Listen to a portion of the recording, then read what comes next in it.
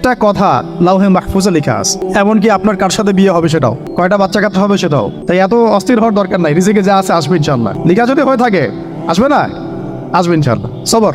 তো এই জন্য মুমিনদেরকে বলা হয়েছে তোমরা কখনো হতাশ হবে না, কারণ তাকদীর লেখা হয়ে গেছে, হতাশ হওয়ার কোনো কারণ নাই। একটা প্রবণতা আমরা সমাজে দেখছি আত্মহত্যার। ইয়াং জেনারেশনকে আমরা নসিহত করবো যে ভুলেও নিজের জীবনকে বিসর্জন দিতে যাবেন না। আল্লাহ রাব্বুল আলামিন আপনাদেরকে সৃষ্টি করেছেন তার ইবাদত করার জন্য এবং তার জমিনে তার দিনটাকে প্রতিষ্ঠা করার জন্য। হেলায় খেলায় আপনার জীবনটা নষ্ট করবেন না, ঠিক আছে ভাই? আল্লাহ বোঝার তৌফিক দান করেন। তো কলম সৃষ্টি করার পরে কিয়ামত পর্যন্ত সব লেখা হয়ে গেছে। এখন আল্লাহ রাব্বুল আলামিন এই পৃথিবীতে আমাদেরকে তার প্রতিনিধি বানিয়েছেন। সুবহানাল্লাহ, সুবহানাল্লাহ। তাহলে আমরা নিজেদের আত্মপরিচয় ভুলে গেলাম যে আমরা আল্লাহর প্রতিনিধি পৃথিবীতে, তাই না? আমরা এখন আব্রাহাম লিঙ্কনের পূজা করতেছি। আব্রাহাম লিঙ্কনের পূজা তো বুঝেন না আপনারা, এটা হচ্ছে ওই যে সকল ডেমোক্রেসির পূজার।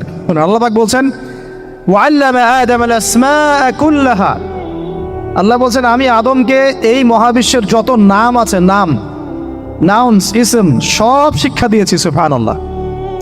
এই মহাবিশ্বের যত নাম, এখানে ইসম শব্দের অর্থ কিন্তু জ্ঞান। ইসম মানে কি? এখানে জ্ঞান। মহাবিশ্বের যে জ্ঞানগুলো আছে এই জ্ঞানগুলো আল্লাহ পাক আমাদের আদি পিতাকে শিক্ষা দিয়েছেন। আমাদের আদি পিতাকে আল্লাহ নিজে শিক্ষা দিয়েছেন। সুবহানাল্লাহ। সৃষ্টিগতভাবে